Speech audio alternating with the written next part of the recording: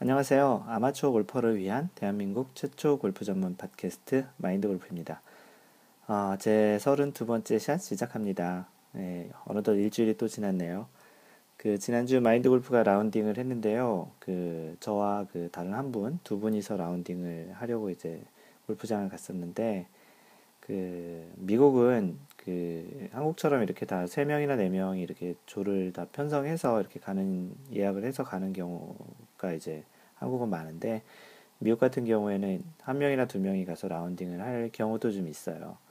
그만큼 이제 일반 퍼블릭 골프장이 좀 많이 있는 편이라서 그렇게 이제 두 명이 라운딩을 하러 갔었는데요.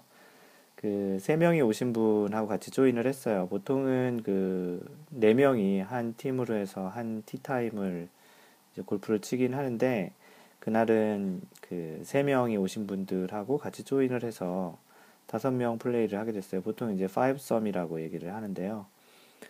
일반 골프장 같은 경우는 보통 4명 정도가 맥시멈으로 해서 이제 플레이를 하는데, 미국의 이제 퍼블릭 골프장 중에는 간혹 이렇게 시간이 뭐 많이 없어서, 또는 이렇게 많이 또 사람이 많아서 이럴 경우에는 이렇게 5명까지도 이렇게 조인을 시켜주기도 하거든요. 그래서 3명 오신 분들하고 같이 이제 돼서 이제 라운딩을 했는데요.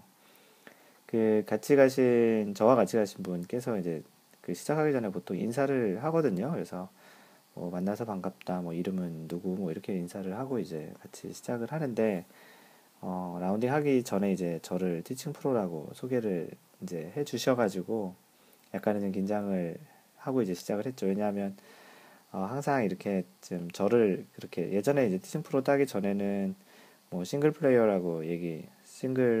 핸디캡 갖고 있는 이제 플레이어라고 이렇게 얘기를 하게 되면, 아무래도 이제 또 그런 소개를 했으니까 좀 잘 쳐야 되겠다라는 생각도 있고 해서 약간 긴장을 하는데요. 네, 그래서 이제 처음 한 3개월 정도는 항상 그래서 약간 좀 긴장을 하다가 좀 이제 분위기 좋아지고, 대체적으로는 이제 경기는 그렇게 잘 안 풀리는 경우는 많지 않았는데, 한 두세 홀 정도 지나면은 좀 긴장이 좀 풀리고 또 이제 잘 쳤던 것 같아요. 마인드 골프가 일반적으로 이렇게 긴장하고 이렇게 골프 치는 편은 아닌데, 이렇게 모르는 분들하고 이렇게 저를 이렇게 아주 소개를 높게 잘 친다고 소개를 해주시고 나서는, 만약에 잘 못 치면 뭐 자주 보실 분들은 상관없겠지만, 오늘 보고 안 볼 사람들 같은 경우는 또 혹시 제가 잘 못 치면은, 아, 저 사람 너무 이렇게 입으로만 골프 치는 거 아닌가라는 그런 이미지를 심어주지 않을까 싶어서 약간 좀 긴장을 하고 친답니다. 다행히 뭐 그날은 한 개 오바를 쳤어요. 플러스 원을 쳐서 73타를 쳤는데, 하여간 그날 같이 조인하신 세 분 중에 이제 그렇게 소개를 하고 치셔서 그런지 좀 중간중간에 좀 알려달라고 그런 얘기를 하셨던 경우가 있었어요. 그래서 그분 중 한 분이 벙커샷을 할 때 벙커에만 들어가기만 하면은 한 번에 제대로 못 나온다고 그런 얘기를 하시고, 실제로도 그냥 최근에 많이 이렇게 두세 번씩 치신 경우도 많다고 하셔서 팁을 좀 달라고 하셔가지고 몇 가지 얘기를 좀 해드렸는데, 그날 또 우연히 또 벙커에 또 많이 들어가셨어요. 그래서 마인드 골퍼 얘기한 대로 좀 했더니 좀 잘 되셨다고, 네, 고맙다고 하시더라고요. 그날 마인드 골프가 줬던 팁이 뭐냐면 이런 거예요. 그러니까 가장 중요한 거는 벙커샷은 자신감이 제일 중요해요. 기본적인 샷을 어느 정도 하시는 분들 같은 경우는 샷이 그렇게 많이 다르진 않거든요. 근데 기본적으로 벙커에 먼저 한번 들어갔다고 하면, 치신 샷이 벙커에 들어가서 거기까지 가는 동안 굉장히 불안해하시고 기분도 안 좋고 어떻게 나와야 할지 걱정도 많고, 이제 그런 자신감으로 인해서 몸이 굉장히 긴장을 하고 몸이 또 단단해지고 평상시 스윙을 못하게 되면서 나오는, 결과적으로 이제 그렇게 해서 이제 안 좋은 샷들이 나오는데, 평상시처럼 잘 치면은 그냥 나올 수도 있는 쉬운 벙커 샷도, 물론 어떤 경우는 굉장히 벙커 턱이 높아서 못 나오는 경우도 있긴 하거든요. 근데 대체적으로 그렇게 벙커 턱이 높지도 않고 라이도 그렇게 나쁘지 않은데 잘 못 나오시는 경우 같은 경우는, 마인드 골프가 방금 전에 얘기 드린 대로 자신감 그리고 어떤 긴장 상태로 인해서 자신만의 스윙을 제대로 못한 경우가 훨씬 더 많은 것 같아요.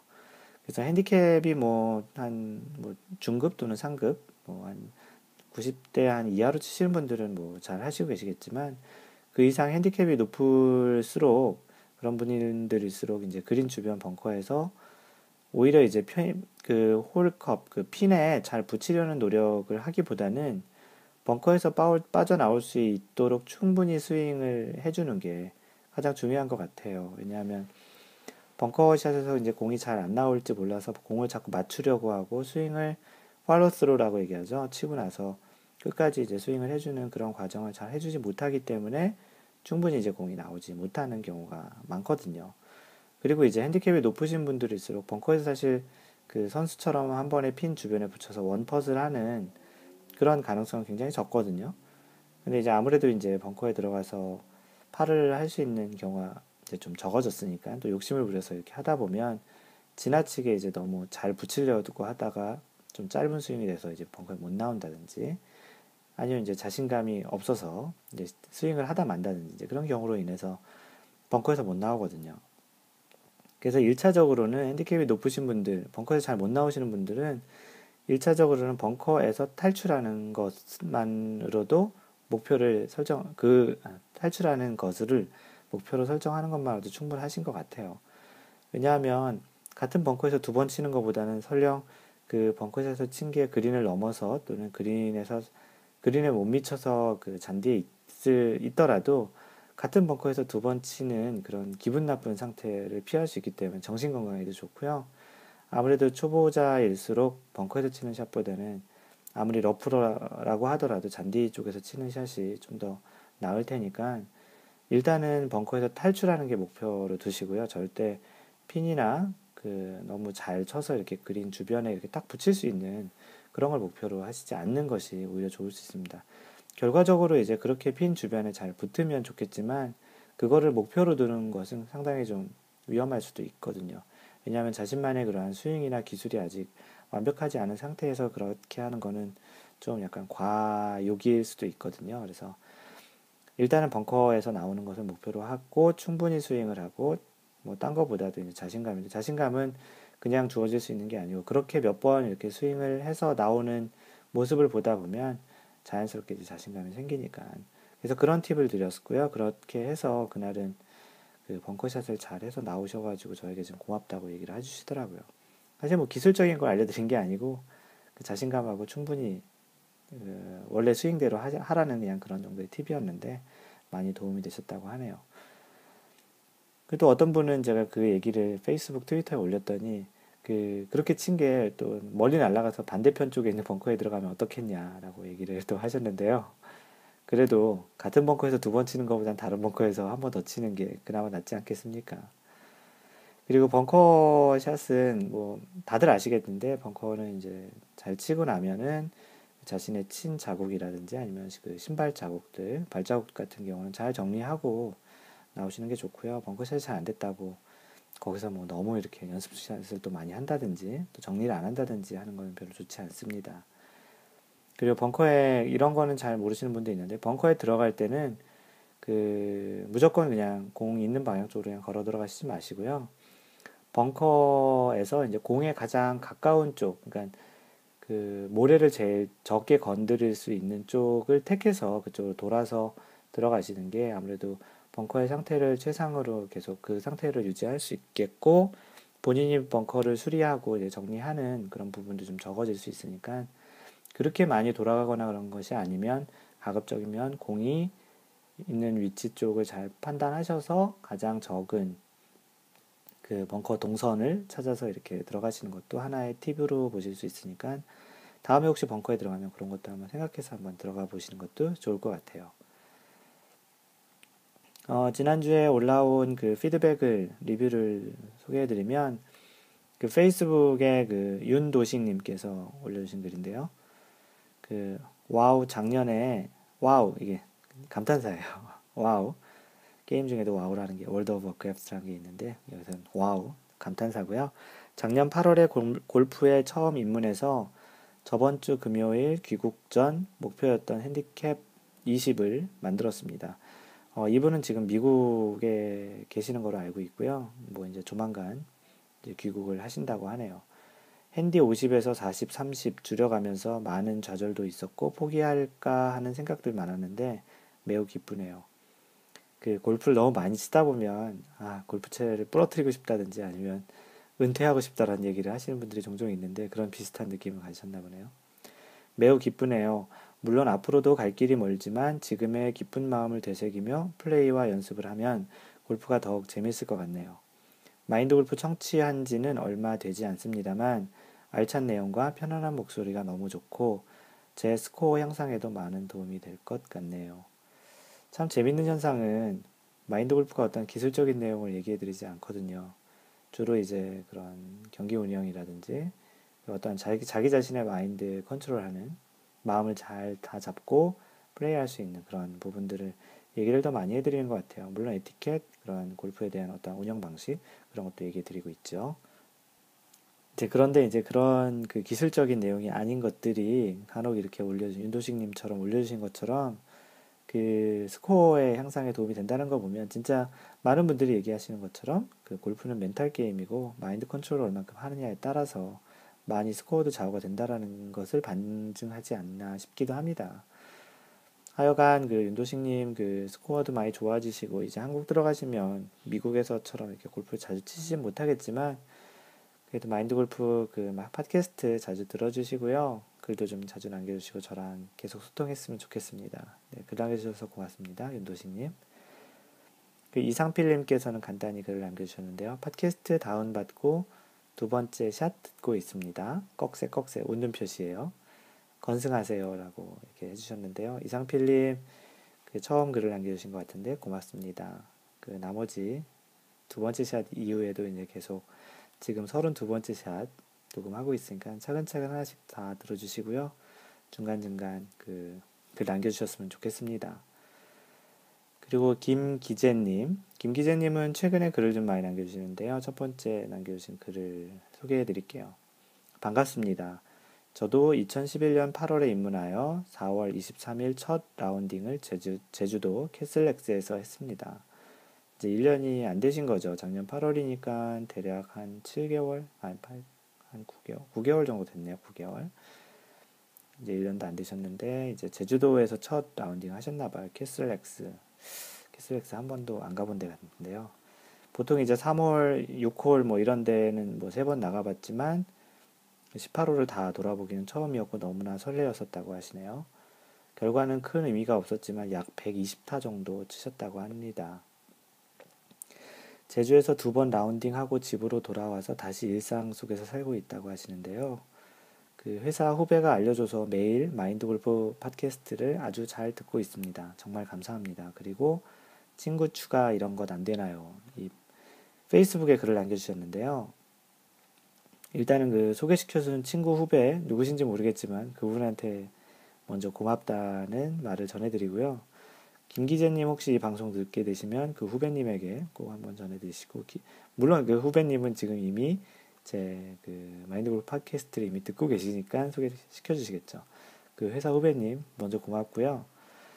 그 김 기자님이 얘기해 주신 그 페이스북 친구 추가 제가 그 답변을 드렸는데 혹시 모르시는 분들을 위해서 페이스북은 어떤 구조로 되어 있냐면 일반적으로 이렇게 친구 관계로 해서 이렇게 친구로 맺어서 이렇게 서로의 얘기를 다 볼 수 있는 관계가 있고요. 보통 이제 이런 회사나 어떤 마케팅 용도로 팬페이지 같은 걸 만들 수 있어요. 근데 팬페이지는 어떻게 되냐면 지금 마인드골프가 만들어진 mindgolf.net/mindgolf라는 mindgolf.net이 아니네요. facebook.com/mindgolf라는 그 페이스북에 있는 팬페이지는 말 그대로 팬페이지예요. 그래서 친구로 할 수 있는 그 계정이 있는데 그 계정으로 제가 왜 친구를 맺지 않냐 하면 제가 친구로 맺기 싫어서 그런 게 아니고 친구로 맺으면은 제가 그 친구로 맺은 모든 분들의 소식을 제가 다 받아봐야 되거든요. 지금 페이스북에 라이크 하신 분이 한 325명, 325명 정도 되는데 만약에 제가 그거를 친구 추가로 해서 서로 다 하면 사실 그 325명 중에 저랑 개인적으로 모르시는 분들이 훨씬 더 많거든요. 왜냐하면 골프를 통해서 골프만 얘기하려고 이제 만든 팬페이지이기 때문에 그럼 그 325명의 개인 사생활과 기타 등등을 제가 다 받아봐야 되는데 뭐 보기 싫다는 건 아니지만 제가 일일이 또 다 볼 수도 없고 이건 또 이제 골프 위주로 이제 얘기하려고 하기 때문에 이제 가급적이면 그렇게 친구 추가 형태로는 잘 안 하고, 그렇게 현재 이제 김 기자님이나 다른 분이 하신 것처럼 팬페이지를 라이크 하시면 마인드 골프가 얘기하는 것들을 다 이렇게 뉴스 피드로 받아볼 수 있습니다. 물론 이제 그 하시고 싶으신 얘기 있으면 마인드 골프 타임라인에 들어오셔서 얘기를 써주시면, 또는 쪽지를 주시면 제가 다 볼 수 있고요. 그래서 다른 분들도 혹시 이제 더 하실 분들은 들어오셔가지고 facebook.com/mindgolf에 오셔서 라이크만 하시면 이제 그 마인드 골프와 페이스북으로 소통을 하실 수 있고요. 그래서 그런 부분을 알려드리는 차원에서 소개시켜 드렸고요. 그리고 카페에 한 분 그 올려주신 분 중에 좀 하나의 팁을 알려주셨어요. 그래서 제목이 뭐냐면, 아니, 올려주신 분이 누구시냐면 조이님이시고, 아이디는 듀크윤님께서 올려주셨고요. 제목이 유용한 팁이라고 올려주셨는데, 안드로이드 폰에서 팟캐스트 듣기에 대한 내용을 올려주셨어요. 지금 거의 들으시는 분 중에 상당수, 제가 그 통계를 보고 있으면 아이폰, 아이팟, 아이패드 이런 종류, 또는 아이튠즈를 통해서 들으시는 분들이 거의 상당수고요. 가끔 안드로이드 폰을 통해서 그 팟캐스트를 듣고 계신 분들도 있습니다. 그 마인드 골프의 그 페이스북에, 그 블로그에 가보면 그 안드로이드 폰에서 들을 수 있는 방법에 대해서 그 올려드렸는데요. 그 마인드 골프가 알려준 거는, 안드로이드 폰에서는 그 앱 중에 비욘드 팟이라고 있어요. BEYOND 팟. 그래서 파드 그 이상 그런 뜻의 비욘드 팟이라는 앱을 가지고 그 설치를 하시면 그 안드로이드 폰에서도 팟캐스트를 들으실 수 있는데, 지금 요번 그 듀크 윤님께서 알려주신 그 팁은 뭐냐면, 그 내용을 한번 읽어드릴게요. 혹시 안드로이드 폰에서 팟캐스트를 못 들으시는 분이 계시면 키스캐스트를 사용하시면 팟캐스트를 들으실 수 있습니다. 스펠링이 어떻게 되냐면요, KIES가 아니고 KIES 캐스트, KIES 키스캐스트라고 하는데요. 이분께서는 저도 아이폰에서 겔스2로 오면서 한동안 못 들었는데 저런 어플이 있더라고요. 팁 삼아 올려드립니다. 그럼 즐감하시고 그 30화 들으면서 퇴근하고 계신다고 하시네요. 어떻게 보면 참 넌센스한데요. 지금 들으시고 계신 분들은 대부분 다 아이폰이나 아이패드, 아이팟 통해서 듣고 있으실 텐데, 못 들으시는 분들은, 안드로이드 폰 중에 못 들으시는 분들은 이 내용을 못 들으실 테니 또 못 들으시겠죠. 혹시 그 지금 듣고 계시는 제 애청자분들 중에 그 안드로이드 폰이 있어서 못 들으신다고 주변에서 하시면, 이 키캐스트, KIES 캐스트, 또는 방금 전에 얘기 드렸던 비욘드 팟이라는 그 팟캐스트를 들을 수 있는 안드로이드용 앱을 설치해서 그 찾아서 들으실 수 있다는 얘기를 전해주십사 해서 소개를 드리는 겁니다. 그래서 이제 안드로이드 폰을 갖고 계신 분들도 마인드 골프 팟캐스트를 들을 수 있는 그런 기회가 됐으면 참 좋겠네요. 주변에 좀 많이 알려주시고요. 그 아까 그 김 기자님 글에 소개시켜준 것처럼 어떤 후배가 알려주셔서 제 팟캐스트를 알게 됐다고 하는데, 주변에 좀 골프 좋아하시는 분들 있으면 많이 많이 전파 좀 부탁드릴게요. 네, 그래서 오늘 그 지금 현재 여러분이 듣고 계시는 것은 그 마인드 골프 팟캐스트 제 32번째 샷이고요. 현재까지 주로 이제 인트로 그런 내용들을 좀 얘기했고요. 이제 본격적인 방송을 들어갑니다. 오늘 방송 내용은 무엇이냐면, 최근에 이제 그 날씨도 많이 풀리고 이제 본격적인 한국에서 그 골프 시즌이 되다 보니까 연습도 많이 하게 되고, 또 연습도 또 많이 하게 되고, 또 그 라운딩 하기 전에 이제 그러한 긴장감으로 인해서 또 무리하게 또 연습하시는 분들도 있기도 하고, 그래서 다치는 분도 좀 종종 있다고 그 글을 좀 올려주세요. 그 얘기를 들으면 되게 마음이 안타깝기도 한데요. 그래서 참 중독성이 강한 게, 그렇게 아프신데도 그렇게 가서 연습을 하시고 또 갔다 오셔서 더 아프다고 얘기하시는 분들도 있는데, 어떤 운동이나 어떤 취미 생활을 그렇게 아픈데도 하는 게 또 있을까요? 골프가 참, 마인드 골프도 그 한 2, 3주 전에 손목이 좀 아파서 좀 한동안 좀 약간 그 연습을 좀 쉬고 그랬는데 그 사이 그때에도 참 골프 클럽 만지고 싶다는 생각이 참 많이 들고 실제 뭐 간단한 어프로치 연습이나 그런 것들은 계속 하긴 했었거든요. 그만큼 참 중독성이 강한 운동인데 오늘 내용은 그거랑 좀 비슷한 연장선상에 있는 그런 토픽이고요. 제 32번째 샷, 골프 연습장에서 연습은 어떻게들 하시고 계시나요? 라는 제목으로 이제 본격적인 방송을 하겠습니다. 그, 처음에 그 마인드 골프가 골프 레슨을 어떻게 받았는지는 이미 다른 팟캐스트 통해서 한번 얘기를 드린 적이 있었는데요.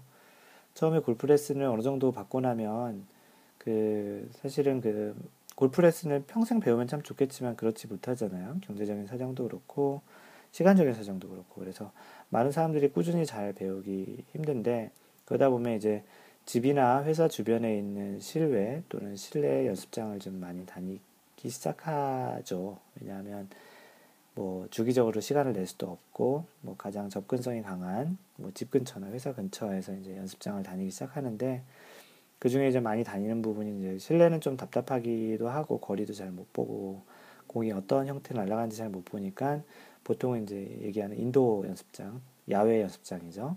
그 연습장, 그물로 된 야외 연습장을 좀 다니는데요.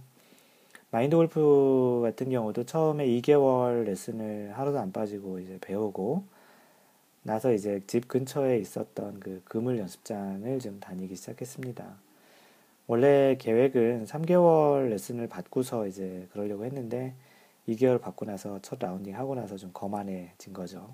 이제 더 이상 안 배워도 되겠다라는 생각을 했던 것 같고 그래서 이제 2개월 정도 배워서 풀스윙은 배웠으니까 이제 방향만 이제 제가 잡으면 되겠다고 해서 레슨을 중단했던 기억이 있죠. 그 이후에 레슨을 받은 적은 사실은 없습니다. 거의 혼자 독학으로 해서 여기까지 왔는데요. 어떻게 보면 좀 일반적인 케이스는 아니죠. 그 이후에 이제 6개월 그 인도어 연습장을 끊어서 이제 한 반 정도 다녔던 것 같아요. 그 한 일주일에 한 이틀이나 3일 정도 다녔던 것 같고요. 지금은 어떨지 모르겠는데 그 당시에 그 마인드 골프가 한국에 있었을 때 대략 그때가 2004년, 5년, 6년 뭐 그때쯤인 것 같은데요. 그 당시에 종류가 그 연습장에는 이제 두 가지 정도가 있었어요. 그래서 시간제 연습장 그리고 공 개수로 하는 연습장이 있었는데 마인드 골프가 다녔던 곳은 시간제로 했던 곳이었어요. 그래서 1시간, 1시간 반, 이 두 가지 그 선택을 할 수 있어서 이제 칠 수 있었고요. 미리 가서 이제 돈을 내고서 예약을 해서 타석을 이제 지정받아서 물론 이제 비어 있으면 곧바로 칠 수도 있었고 그렇게 해서 이제 1시간이나 1시간 반 두 가지를 선택해서 이제 칠 수 있었던 연습장이었는데요. 이 그 시간제로 치는 그 연습장하고 공 개수로 치는 그 연습장 그 두 가지 모두 장단점이 있는 것 같아요. 그 시간제 연습장 같은 경우에는 그 골프 연습장 입장에서 보면은 정확히 이제 스케줄된 대로 사람을 받을 수 있는 거죠. 그래서 회전율이 되게 좋다고 얘기할 수 있는 장점이 좀 있어요.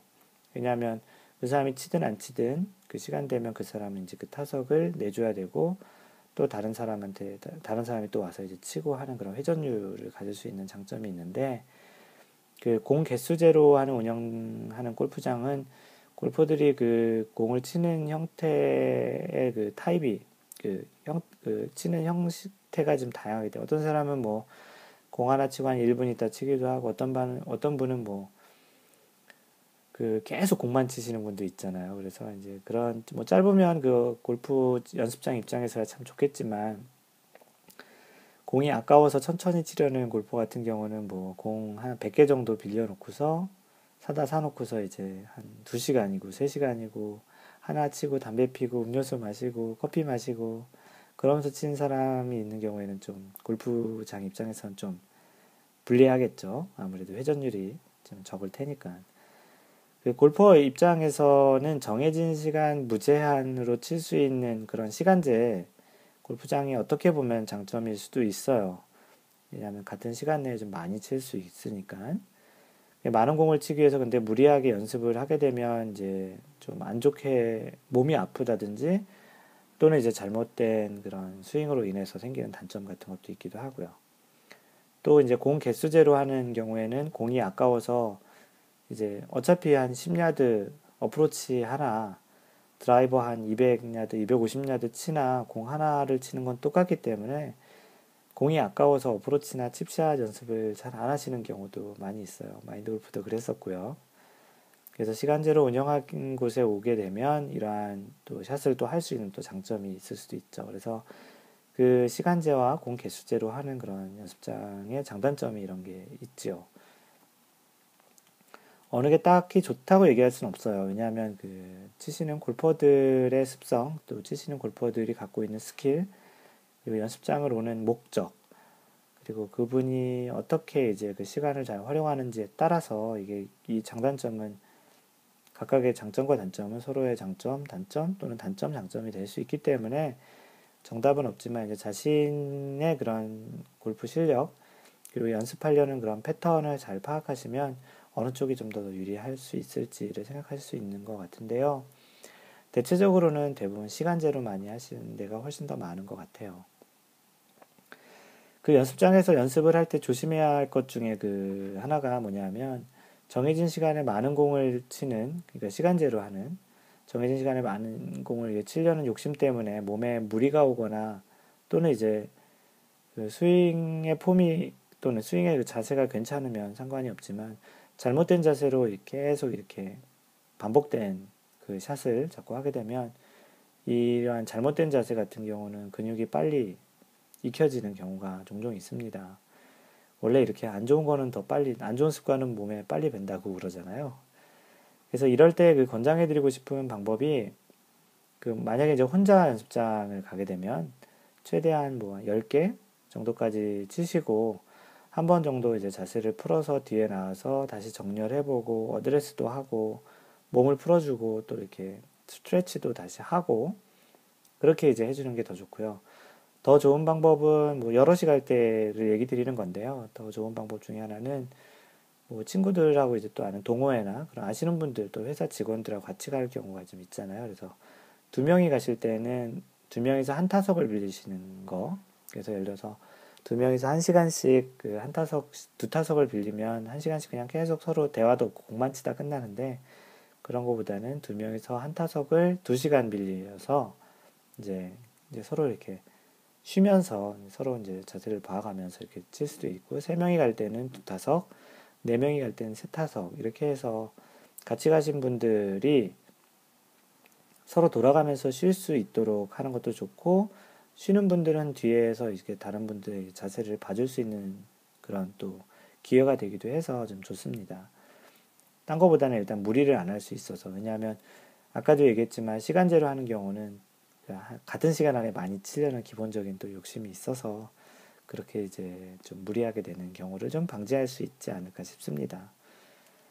그 대부분의 연습장의 공 지급 시스템이 자동으로 되어 있잖아요. 물론 미국은 그렇지 않아요. 오히려 어떻게 보면 그게 단점이자 장점일 것 같은데, 단점이라면 뭐 드라이버 칠 경우에는 계속 티에다 공을 올려야 되니까 허리를 숙였다 앉았다 일어났다 해야 되는 것도 있지만 본인의 의지와 상관없이 자세를 풀 수밖에 없거든요.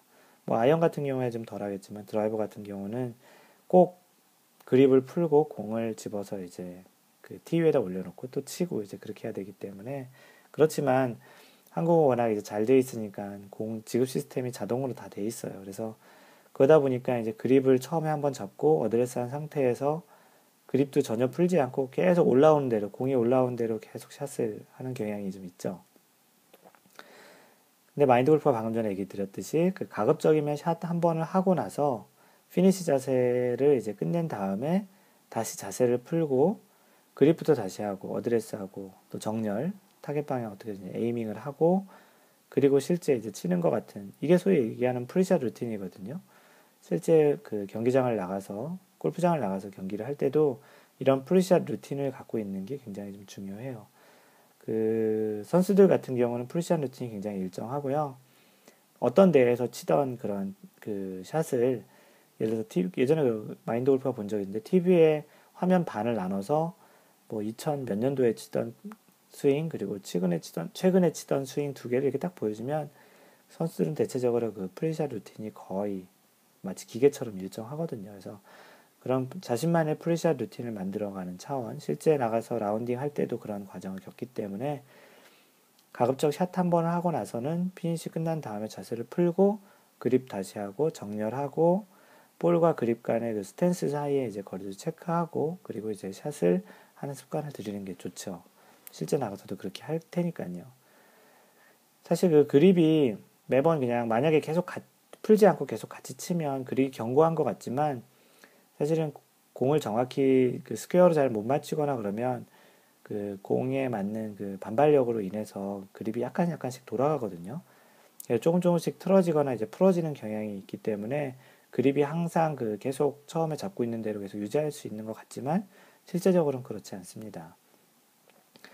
초보자일수록 이 그립 잡는 게 어색해서 이게 풀지 않고 계속 하려는 경향이 좀 많아요. 왜냐하면 다시 잡으려면 어떻게 잡는지 잘 모르니까. 그렇더라도 레슨 받을 때는 이제 계속 그 티칭 프로님 또는 레슨 프로님에게 계속 물어봐서 또는 주변에 좀 골프를 치시는 분들에게 그립이 잘 잡혔는지를 확인하는 그런 질문을 하시는 게 더 좋은 거고요. 그 항상 이렇게 그립을 계속 잡고 있는다고 계속 똑같지 않기 때문에 그건 가급적 좀 풀어주시고 다시 치는 그런 연습을 하시는 게 좋습니다. 그리고 또 다른 그 연습장 가서 연습하는 방법 중에 하나가 중요한 것 중에 하나가 연습장을 가실 때 주로 그날 연습할 것을 좀 목표를 설정해 주고 가시는 게 되게 좋아요. 그냥 무작정 가서 드라이버 몇 개 치고 아이언 몇 개 치고 뭐 그렇게 그냥 개수로 공을 치는 그런 것보다는 나는 오늘 드라이버의 어떤 또 자세에서는 어떤 거 또는 드라이버의 뭐 그립은 어떻게 어프로치는 몇 야드 샷, 뭐 2분의 1 스윙, 뭐 4분의 3 스윙 뭐 이런 자신만의 또는 뭐 어떤 뭐 그런 루틴이라든지 어떠한 샷에 대해서 최대한 두 개 이상 되면 너무 많고요. 가장 좋은 건 이제 한 가지 정도로 이제 줄여서 오늘은 꼭 요것만은 꼭 연습을 해야 되겠다고 제한해서 그 부분만 집중적으로 하는 것이 가장 좋습니다. 하나를 고치고 수정하기에 굉장히 많은 시간이 걸리는 연습샷을 해야 되는데 뭐 두세 가지 이상 되면 사실 이게 집중도가 떨어지고 알만할 정도의 또 다시 까먹고 그런 걸 반복할 수 있기 때문에 연습장에 가실 때는 한두 가지 샷을 좀 설정을 하시고 그 샷이 익숙해질 때까지 집중적으로 연습을 하는 게 좋습니다. 무조건 200개, 300개 치는 것보다는 이렇게 이제 한 가지, 두 가지 오늘 그날의 연습 목표를 두고서 이렇게 연습을 하시는 게 좀 효과적이라는 생각이 들고요.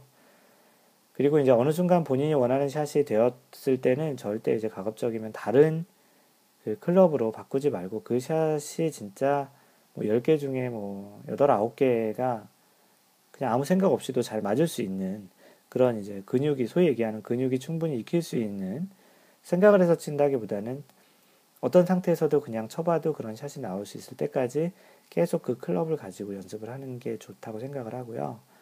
간혹 이 느낌이 왔으니 뭐 이제 다른 클럽도 이렇게 되겠지. 다른 클럽도 한번 쳐볼까 하고 했다가 다시 왜 안 되지 하고 원 위치로 다시 돌아왔는데 다시 그 원래 클럽도 안 맞는 그런 경험이 좀 있을 수도 있을 거예요.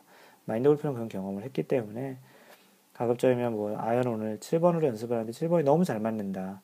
그러면 진짜 그날은 7번을 가지고 계속 연습을 해서 집에 갈 때까지 7번만 계속 연습을 한다든지 다른 클럽을 잘못 바꿨다가는 좀 약간 다른 느낌으로 그 느낌을 놓칠 수도 있거든요. 그래서 한두 가지의 목표를 가지고 계속 지속적으로 연습을 해서 자기의 샷이 될 때까지 연습을 하는 것을 권장해 드립니다. 근데 이렇게 하다 보면 좀 지루할 수도 있잖아요. 그래서 어떤 분들 같은 경우는 이렇게 연습도 해요. 매 샷 같은 샷을 이게 하는 게 지루하니까 그 마음속으로 자신이 잘 아는 골프장, 이미지를 잘 기억을 할 수 있는 그런 골프장을 라운딩하는 느낌으로 뭐 첫 번째 샷은 이제 드라이버로 쳐요. 티에 올라오면 거기서 드라이버를 치고 이미지 그 라운딩을 하는 거죠. 그래서 이번 공은 뭐 페어웨이 어디 떨어졌어. 거리는 얼마 정도 남았지? 그럼 그거에 맞는 아이언을 치고 세 번째 샷은 뭐 GI를 안 했다는 가정으로 한 20야드, 뭐 10야드 어프로치가 남았지. 그럼 어프로치를 해야지. 이렇게 이제 18호를 마치 이제 라운딩 상상으로 이미지 라운딩 하는 것처럼 해서 연습하는 경우도 있는데 뭐 이거를 계속해서 이렇게 효과적일 건지는 잘 모르겠어요. 근데 하지만 너무 같은 샷을 이렇게 지루하게 하다 보면 좀 지루할 수도 있으니까 가끔은 이런 이미지 트레이닝 차원에서 이렇게 직접 라운딩을 하는 그런 느낌으로 그런 클럽들을 교체해 가면서 해보는 것도 하나의 좋은 방법이지 않을까 싶습니다. 그래서 여름 연습이 지루할 때 한번 시도를 해보시고요. 가급적이면 이제 그런 시간보다는 자신이 이제 목표로 삼았던 집중적으로 좀 개선할 부분이 있는 그런 부분에 보다 많은 시간을 투자하시는 게 더 좋겠죠. 그 골프 연습장의 공 지급 시스템이 이제 자동이라고 그 얘기했잖아요. 실제로도 그렇고 대부분의 아마 한국 요즘 골프 연습장은 그런 것 같아요. 마인드 골프는 이제 한국 그 인도어 연습장에 가본 지가 한 2, 3년 정도 되는 것 같은데 최근에 얼마큼까지 발달했는지는 잘 모르겠으나 다음 한번 그 한국에 마인드 골프가 들어가게 되면 언제 골프 연습장 번개를 한번 해서 직접 한번 여러분들을 한번 만나보고 싶기도 한데요.